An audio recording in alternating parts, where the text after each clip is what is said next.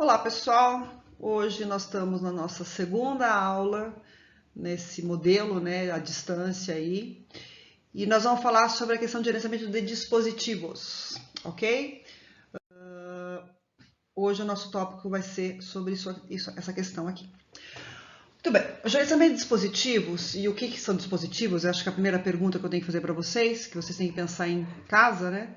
Dispositivos são todos os equipamentos, vamos por assim dizer, que vocês podem estar espetando no seu computador de forma interna ou externa. Então, por exemplo, um HD está espetado na sua placa-mãe, que está dentro do seu computador, meu SSD aqui está no meu computador, a sua placa de vídeo também está espetada lá, ligada lá dentro do seu computador, então ela também é um dispositivo.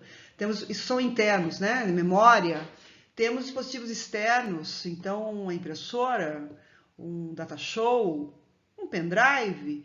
Então, todo e qualquer dispositivo, equipamento, ferramenta, não sei exatamente qual seria a palavra que ajudaria vocês melhor, que tiver plugado, que tiver ligado no seu computador e eles juntos acabam formando esse computador em si para que você utilize, são os dispositivos. E nós temos dispositivos internos e dispositivos externos, ou seja, que estão plugados dentro do seu equipamento, fechado lá dentro, parafusadinho, e os externos que a gente pluga aqui por fora. Todos os dispositivos possuem unidade de entrada e de saída, então tem lugar para plugar, lugar para espetar, né? Tem os buraquinhos certos para colocar. Se vocês olharem ao redor do seu computador, vocês têm as entradinhas USBs para colocar a sua impressora, para colocar o microfone que eu estou usando aqui agora, para ligar o meu pendrive, espetar o meu pendrive. Eu tenho aqui na frente ou atrás, depende do computador de cada um dos lados, as entradinhas redondinhas que são para colocar microfone, para colocar como é que chama o negócio do ouvido? Esqueci o nome, gente, que horror. Então, assim, temos o plug aqui para colocar a fonte para carregar o computador, o notebook, ou mesmo um computador normal, um desktop que você queira ligar, vai ter que estar ligado na tomada. Temos as entradas dos monitores, se fosse um desktop, aqui já não precisamos, porque é tudo interno, mas está ligado de forma interna, aqui o meu monitor no notebook. Enfim, isso são os nossos dispositivos.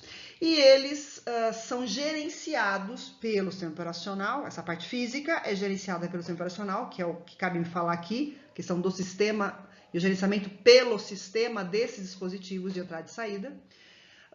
E são gerenciados, então, pelo sistema operacional, de forma a, coloquei aqui para vocês, registrar se estão ou não estão plugados no seu computador, definir quais são os critérios para que esse plug aconteça de forma eficiente, dizer se está alocado ou não, desalocado, que seria liberar o dispositivo, tá? Como funciona isso, quando ele faz isso, por que ele faz isso, enfim, algumas questões que a gente vai estar discutindo na aula de hoje, ok? Bom, os dispositivos, podem ser categorizados de três maneiras, como dedicados, compartilhados e virtuais. Quais são as diferenças aqui? Dedicado, a palavra está dizendo, ele está dedicado ao computador. Então, por exemplo, aqui agora eu estou com um microfone plugado na minha saída USB aqui, uma delas, e esse microfone está dedicado a este computador para eu gravar esta aula. Então, eu estou agora com um dispositivo, utilizando uma unidade de entrada aqui no meu computador, um USB, dedicado para melhorar o som da minha voz com a aula de vocês. Ponto. Só isso. Se eu plugar o meu pendrive na outra entrada USB, ele vai estar dedicado a esse computador. Então, o dispositivo dedicado é um dispositivo que está para aquele equipamento e somente para aquele equipamento. Ponto. Compartilhado é aquele que pode ser alocado a vários processos. Então, quando eu consigo compartilhar um mesmo dispositivo para outras pessoas dentro de uma rede. Então, por exemplo, eu posso até colocar o meu pendrive aqui agora, minha impressora, e compartilhá-la na rede. Então, apesar dela estar plugada no meu computador fisicamente falando, eu tenho pessoas na rede, que estão em outras salas, em outras mesas, que conseguem fazer a impressão dos seus equipamentos ou, de repente, acessar os arquivos que estão no meu pendrive, no meu HD, se eu compartilhar, ok? Então, ele está fisicamente no lugar, mas remotamente, ou por assim dizer, ou virtualmente em outro. Por isso vem o de baixo virtuais, que é a combinação dos dois anteriores. tá? Então, assim, a grande verdade, pessoal, é que nós vivemos hoje no mundo de redes. Todo mundo sabe disso, né? O fato de eu estar na internet já me coloca aberto a tudo e a todos. Qualquer um consegue me acessar de forma boa ou até ruim, né? Que seriam as invasões, os roubos, etc. Mas, enfim, não vem ao caso.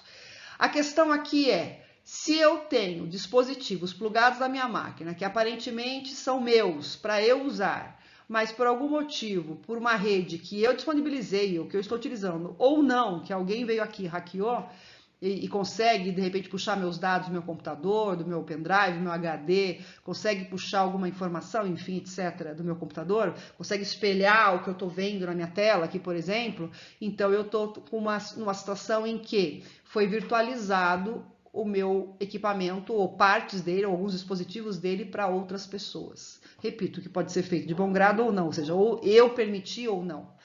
O correto e o certo é que 100% das vezes fosse assim, eu dei essa permissão, por isso que fulano imprime, por isso que ciclano consegue ver o arquivo. Nós temos algumas situações que não é bem assim, mas a questão aqui também não é especificar se é de má fé ou de boa fé, e sim o fato de eu ter dispositivos que podem ser virtualizados para terceiros, quartos, décimos, 1 milhão de pessoas, para quem estiver dentro de uma rede. E nós sabemos que todos nós, a partir do momento que estamos clicados com Wi-Fi ou plugados num cabo de rede, estamos com o computador aberto e ele pode ser visto por qualquer um, desde que essa pessoa tenha a permissão que eu dei ou uma permissão que ela se deu, ok? Mas aí nós estaríamos aqui pensando, então, em virtuais. Trocando em miúdos, vivemos num mundo hoje onde eu diria para vocês que 90%, 99% das coisas, é difícil falar em números, que eu estou chutando, mas a grande maioria, quase tudo, está de forma virtual. Repito, nem que eu não saiba, às vezes está. Tá? Então, essas são as 3 categorias que nós temos aí de gerenciamento para os dispositivos no formato físico, pensando aí na questão lógica, que é o nosso caso, ok? Os dispositivos, obviamente, são diferentes entre si, fisicamente falando, óbvio, você olha para o mouse, você olha para o microfone, você olha para um pendrive, você olha para uma entrada, desculpem, para uma entrada de microfone, de fone de ouvido, lembrei, de um data show, cada entrada pode ter, e normalmente tem uma característica diferente, um modelo de entrada e saída diferente. E ok, isso é normal, até para que as pessoas saibam onde plugar o que, para não trocar e não plugarem errado. Mas a verdade é que essa questão não é a única diferença, né? Temos também a questão de velocidade, questão de capacidade de compartilhamento desses dispositivos. Alguns são mais fáceis de compartilhar, têm acesso mais rápido do que outros, tá? Então, há de se pensar nessas questões também, como em relação aos dispositivos. E eu vou frisar muito aqui com vocês a questão do HD, tá? Que a gente vai entrar aqui agora. Antes até disso, é importante dizer que quando eu falo aqui de HD ou de unidade de armazenamento, eu estou pensando em HD mesmo, nós temos 2 meios de acesso, o dito acesso sequencial e o dito acesso direto, tá?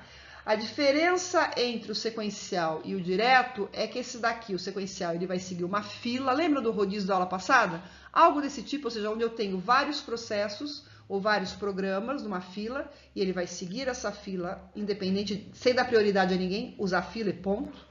E o acesso direto é onde ele vai direto àquele arquivo ou àquela atividade, àquela tarefa que eu solicitei como usuário, tá? Então são os 2 tipos de acesso. Atualmente, os equipamentos que nós temos têm utilizado a questão do acesso direto por conta dos sistemas que nós temos disponíveis para nós hoje, tá?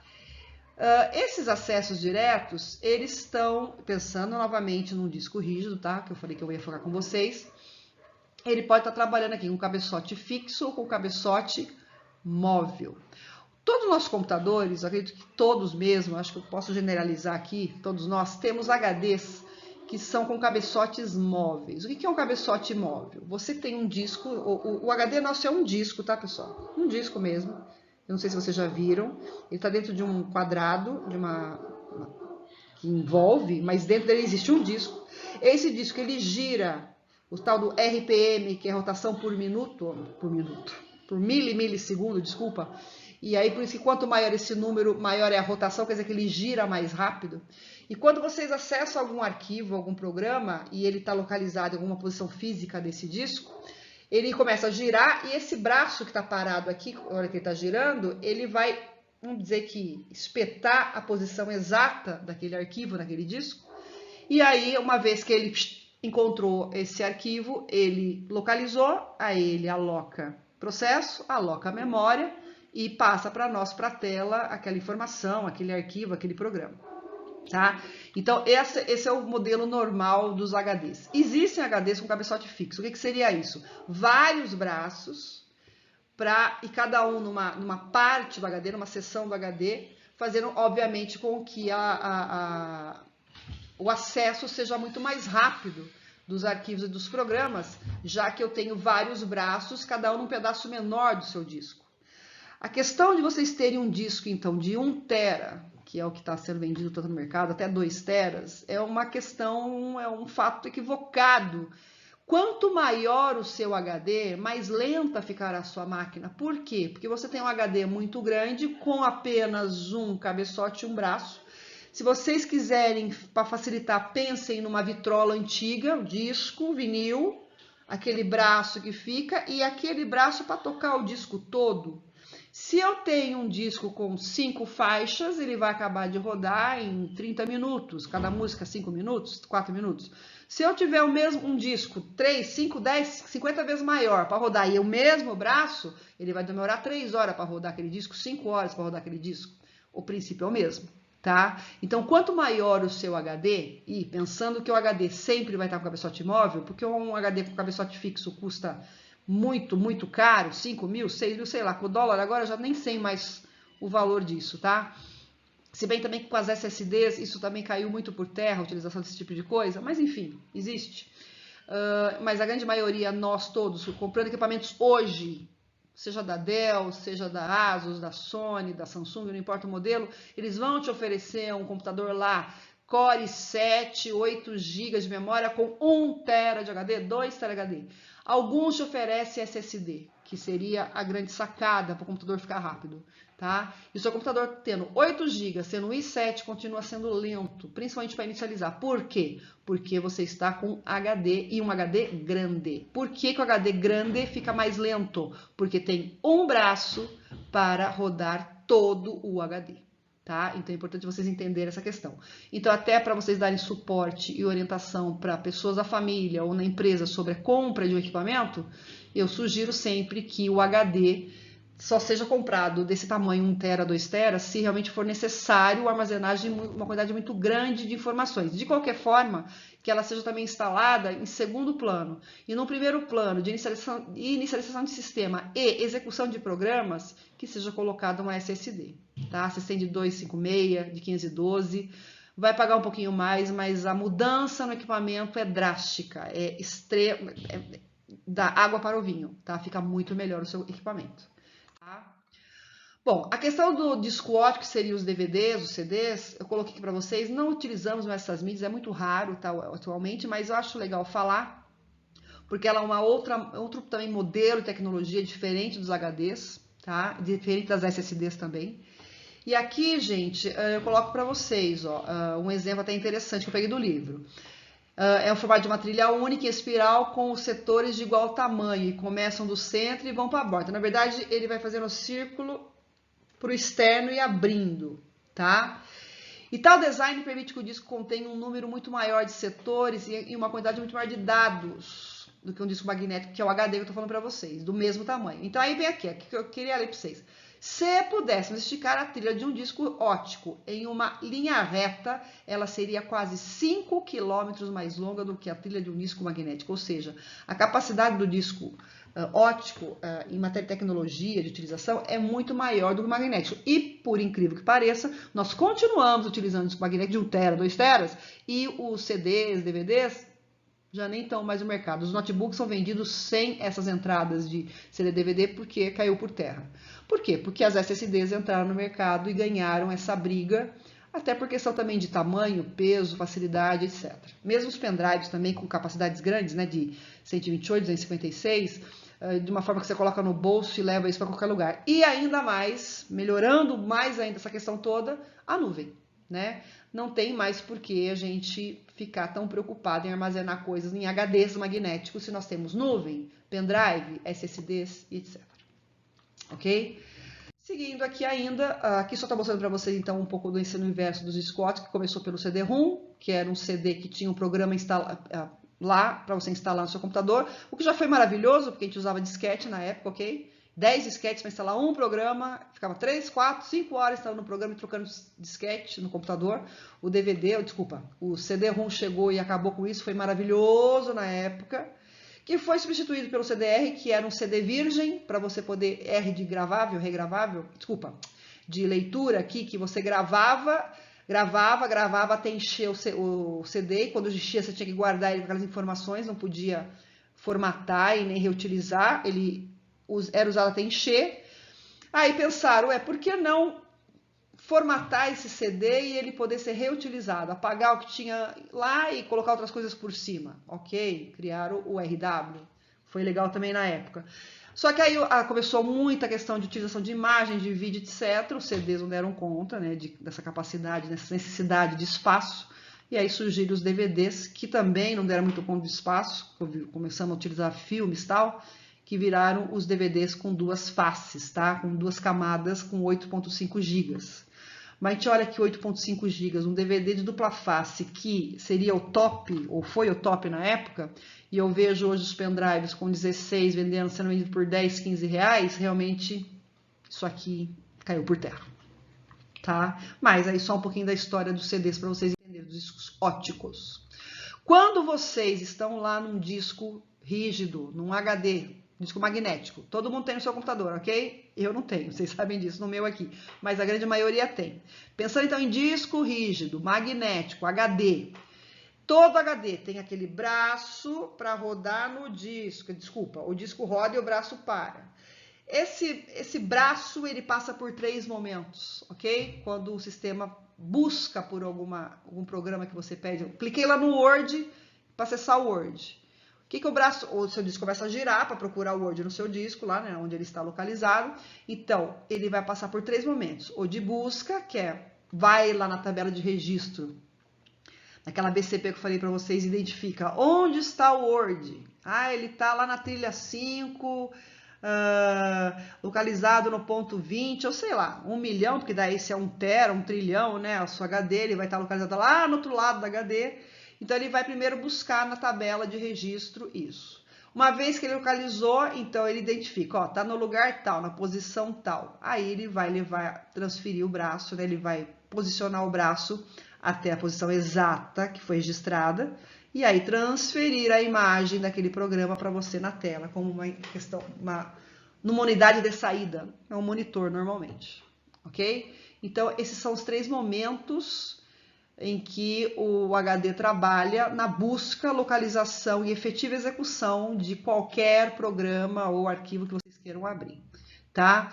Tudo isso através de canais de entrada e saída, então óbvio que tem que ter um HD, um SSD ou um pendrive com aquele arquivo, e isso vai ser buscado naquela tabela que vai ser devolvido em algum lugar, no data show, na televisão, no monitor.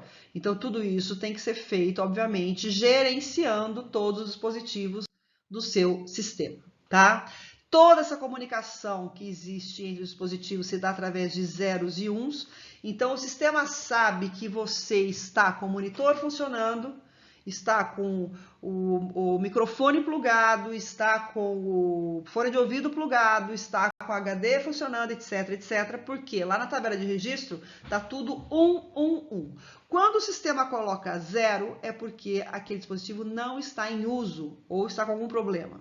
Então, vamos lá. Quantas vezes que vocês plugaram um pendrive no seu computador e foram lá no Explorer procurar o pendrive e não apareceu o F2 pontos, o E2 pontos?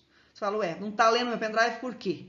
Porque na tabela de registro, mesmo você tendo plugado fisicamente esse dispositivo, ele não atualizou a tabela de 0 para 1. Então, ele não conseguiu enxergar aquele dispositivo. Aí, o que você faz? Você tira o pendrive, espeta de novo e aparece. Quer dizer que naquele momento, você provocou, por assim dizer, o dispositivo, a unidade de entrada e saída, ele reconheceu, ele alocou, e quando ele alocou, a tabela de registro de 0 virou 1. Quando você pluga, não aparece. É que tá na 0. Aí você tira, põe de novo, não aparece. Data show, a gente pluga, despluga e não aparece a imagem de jeito nenhum e não tem nenhum problema físico, tá? É lógico o problema. É porque a tabela de registro não vira 1, fica no 0.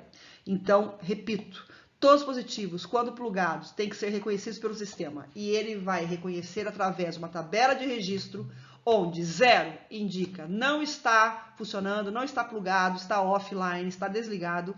E o 1 significa TV, online, em funcionamento, tudo ok, tudo certo, pode usar. Ok? Então, lembrando que o 0 e 1 aqui de novo entrando na jogada com muita importância e força, os 2 bits aí. Tá bom? Aqui com relação ao acesso direto da memória, que os dispositivos, obviamente, o sistema promoveu esse acesso direto entre os dispositivos à memória, tá? Fazendo com que as respostas entre as solicitações do usuário e a efetiva execução dos programas através dos dispositivos seja muito mais rápida. Então, é óbvio que se eu quero plugar, se eu pluguei aqui o meu pendrive e eu quero acessar ele imediatamente para pegar o arquivo que está na pasta Patrícia dentro da FATEC, eu quero que isso aconteça com muita rapidez e facilidade. E tudo isso realmente acontece, esquecendo a questão visual do Explorer, que não tem nada a ver, seria gerenciamento de arquivos, mas a questão mesmo interna de dispositivo, dele enxergar o seu pendrive, dele enxergar as pastas, ele te mostrar tudo isso, nada mais é do que esse acesso direto, essa DMA aqui, que o sistema criou para que haja uma íntegra mobilidade entre a memória principal, esses canais que colocam 0 e 1 no sentido de plugado ou não plugado, funcionando ou não funcionando, e essas unidades que controlam tudo isso, essas tabelas de registro, ok? Aqui, colocando para vocês a questão do tráfego, questão de entrada e saída, da manipulação desses dispositivos de entrada e saída. Os gerenciadores de dispositivos, eles controlam, como eu disse lá no primeiro slide, tudo que vocês plugarem, tudo que vocês acessarem, através de plugs, no sentido físico, deu entrada naquele dispositivo, e saída no sentido de monitor, impressora, o fone de ouvido sair o som, o data show emitir aquela imagem.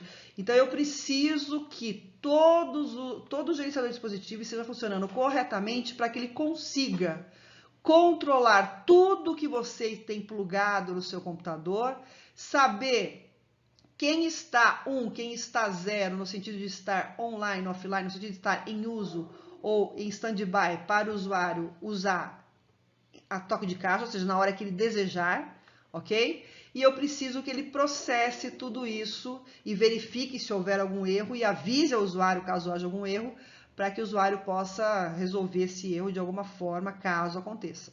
No sentido, por exemplo, de pluguei o pendrive e não apareceu, estou aqui com o meu meu microfone, de repente o som ficou mudo, sendo qualquer situação rotineira de vida nossa aí, usando os dispositivos, tá? E para que o sistema execute todas essas tarefas o mais rápido possível, também possuímos 4 algoritmos, tá? O sistema vai fazer cálculos de novo para os algoritmos de forma a conseguir verificar qual seria a resposta mais rápida para a execução de qualquer tarefa, desde plugar um pendrive, funcionar lá um arquivo pendrive, até sair a imagem do datashow, etc. Quem são esses algoritmos? PCPA de novo, ou FIFO, o MTB, que é o menor tempo de busca primeiro, o SCAN e o CSCAN. Tá? Então, eu vou passar um por um agora. Eu escaneei do meu livro as imagens para ficar mais fácil. Olha, eu vou aqui com vocês, quando eu mudar o slide, eu não vou poder voltar, tá? Então, vocês de novo, por favor, tenham em mãos aí o slide de vocês, para que vocês consigam enxergar aí as imagens de forma a poder fazer a leitura aqui, ok? Então, vocês podem ver aqui que eu dei um exemplo para vocês usando o PCPA, tá? Então, imagine que nós temos que fazer a leitura de um disco onde as trilhas são enumeradas de 0 a 49. Então, eu tenho um disco que tem 49 trilhas, na verdade 50, né? De 0 a 49. Esse disco leva 1 milissegundo para deslocar-se de uma trilha para outra, de uma para outra. Então, o braço lá ele demora 1 milissegundo para ir de um ponto para o outro. E aí, vamos imaginar que o braço está parado na trilha 15, tá? e ele quer executar um programa que você solicitou, onde os pedaços desse programa estão parados na trilha 4, 40, 11, 35, 7 e 14. Então, o braço vai ter que se movimentar nessas trilhas para poder executar aquele programa que você pediu, porque ele está picado em pedaços nessas trilhas. Pensando no PCPA, como é que o sistema ia reagir, ia funcionar, ia calcular. Tá aqui, ó. Então, ele estava parado na 15. Então, o que ele vai fazer o sistema? Ele está parado na 15 e tem que ir lá para 4, 40, 11, 35, 7, 14, certo? Conforme o slide anterior, olhem lá. Então, como é PCPA, ele vai seguir a ordem que está ali. Está na 15, vai para 4, depois é a 4,40, depois é a 11, depois é a 35, depois é a 7 e depois é a 14. Ele vai fazer esse zigue-zague. E cada vez que ele vai, que o braço vai para lá e para cá, para lá e para cá, buscando os pedaços dentro de um disco, de um arquivo ou de um programa qualquer para poder executá-lo para você, ele perde tempo com essa andança desse braço. E esse tempo, como eu coloquei no slide anterior, vai ser em milissegundos. E aqui ele está contabilizando para vocês, ó. Do 15 até o 4, andou 11. Do 4 até o 40, andou 36, assim por diante, ó. O que ele faz? Ele soma essas andanças, que deu 135, e vai dividir pela quantidade de paradas que ele fez, que no caso foi o 4, 40, 11, 35, 7, 14, foram 6 paradas. Então, soma isso daqui, divide por 6 e chega a uma média aqui de demora para conseguir enxergar ou encontrar todos os pedaços do programa para poder efetivamente executá-lo para você no sistema. Então, nesse exemplo aqui, usando o PCPA, ele demoraria 22,5 milissegundos para encontrar. Ó, nós estamos falando aqui sobre cálculo de dispositivos e lembrando que ele também faz o cálculo de processamento, tá? Não são cálculos diferentes, quer dizer, são cálculos diferentes, mas que são feitos também.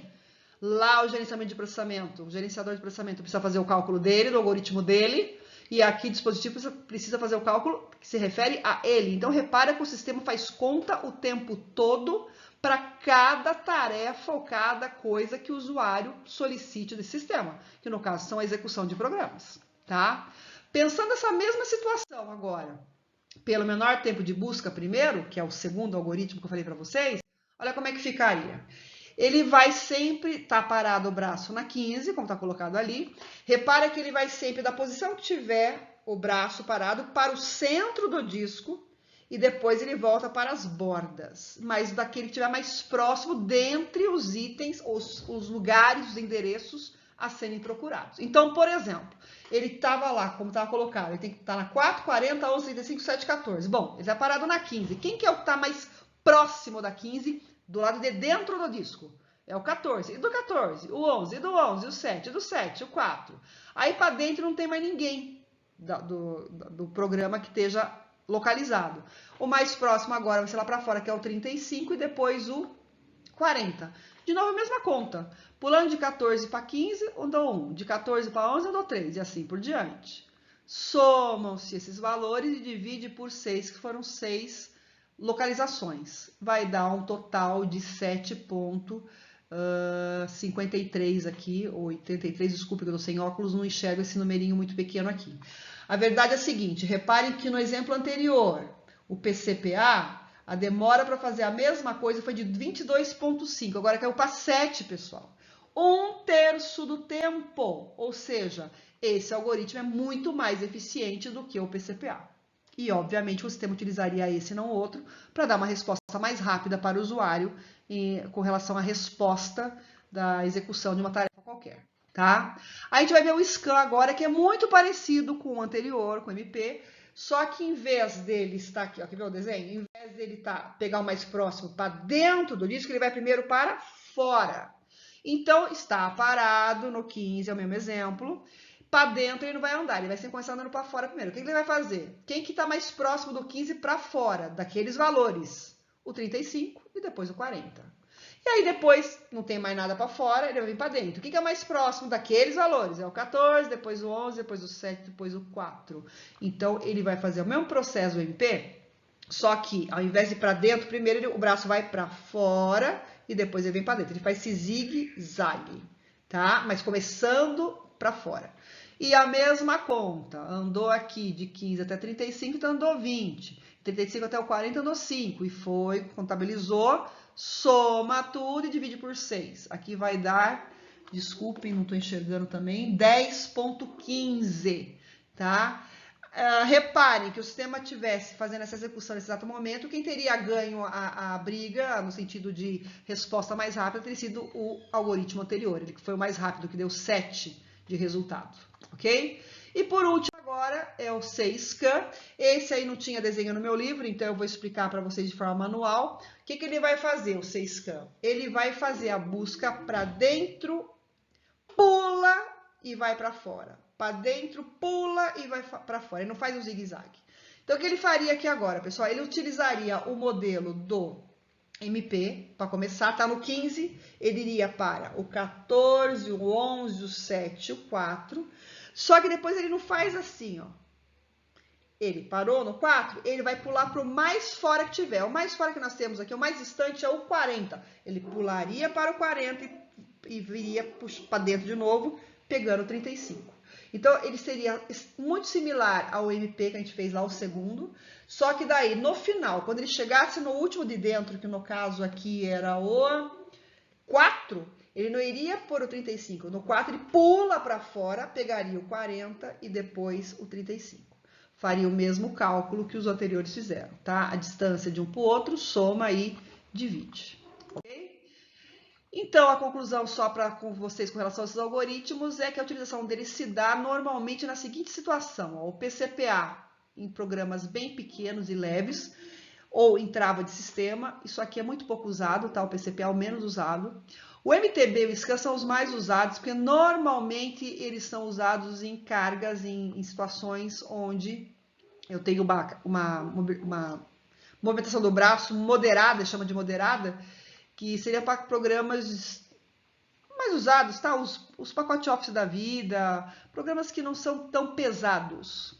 O 6scan já é usado para cargas mais pesadas. Então, a questão de vídeos, de emissão de imagens, normalmente o 6scan acaba ganhando o cálculo, ganhando as contas, por assim dizer, e acaba sendo executado, tá? Lembrando que o sistema faz o cálculo de todos os algoritmos e executa aquele que der uma resposta mais rápida ao sistema, tá? Então, o melhor a ser usado depende da necessidade de cada sistema, podendo haver até combinação de 2 ou mais deles, se o sistema achar necessário, achar mais prudente. Mas é o sistema que faz, nós não controlamos isso, ok? E aí, essa questão toda pode gerar o que a gente chama de ordenação rotacional, tá? Então, assim, toda vez que o sistema sai buscando esses pedaços desses arquivos, desses programas no disco, ele segue uma certa ordem, porque existe uma tabela de registro, certo? Que a gente falou já na aula passada, eu repeti hoje, e essa tabela fala, ó, o programa Word está na trilha 5, 7, 50 e 200. Então, cada pedaço do programa, as bibliotecas estão localizadas em posições diferentes e o sistema tem que fazer uma ordenação, ele faz uma varredura, ele verifica na tabela de registro onde estão localizados esses pedaços, ordena isso, calcula pelos algoritmos, vê qual que vai dar a resposta mais rápida para o braço movimentar e põe em execução esse braço, para que a resposta seja feita o mais rápido possível, tá? Então, essa estratégia de pesquisa se dá através dessa ordenação pelos algoritmos que nós vimos agora há pouco aí atrás, tá bom? E aí, só para fechar essa aula, falar sobre RAID, que nada mais é do que um conjunto de unidades de disco físicas pequenas que são juntadas e reconhecidas pelo sistema como uma única unidade lógica de disco. É mais prudente, não. As empresas que trabalham com grande fluxo de informações precisam de HDs grandes para conseguir armazenar todas as informações que elas têm. Uma das soluções para que não fique lento esse processo é criarem esses RAIDs, ou seja, colocam em várias HDs pequenas, sei lá, de 200, 250, mas deixam elas interligadas no formato de RAID, ou seja, o sistema entende que é uma só de 1 tera, 2 tera, 5 tera, mas na verdade eu tenho 5, 6, 7, 8 HDs. E lembrem-se, se eu tenho 5 HDs, eu tenho 5 braços. Se eu tenho 5 braços, eu estou multiplicando por 5 a velocidade das minhas informações, criando esse RAID. tá? Então, a utilidade do RAID é mais realmente para a questão, principalmente para a questão de velocidade, mas uma segunda função importantíssima, segurança. Porque se eu tenho problema com HD, eu tenho outras 4, 5, meia dúzia rodando no mesmo sistema, evitando qualquer tipo de perda de informações ou até mesmo de roubo de informações e tudo mais, você consegue manipular esse seu RAID de forma mais assertiva, ok? No slide que eu passei para vocês, vocês têm outros modelos de RAID, eu estou especificando lá para vocês os modelos mais usados, ok? Eu não vou me estender aqui, vocês vão ficar com a leitura desses modelos lá para vocês, ok? E aí eu quero que vocês estejam fazendo este exercício aqui na aula de hoje, então, para entrega, repito, em grupos, como sempre fizemos, trios, quartetos, e vão estar me entregando conforme as instruções que eu vou deixar para vocês ali nas tarefas da aula de hoje, ok? Então, lembre-se, hoje as questões a serem feitas valendo ponto são estas desse slide, essas aqui mesmo, e em grupos, mas as instruções assim mais detalhadas, vocês, por favor, leiam lá, que vai estar postado para vocês no Teams, ok? Um abraço a todos e até a próxima aula. Beijo para todo mundo.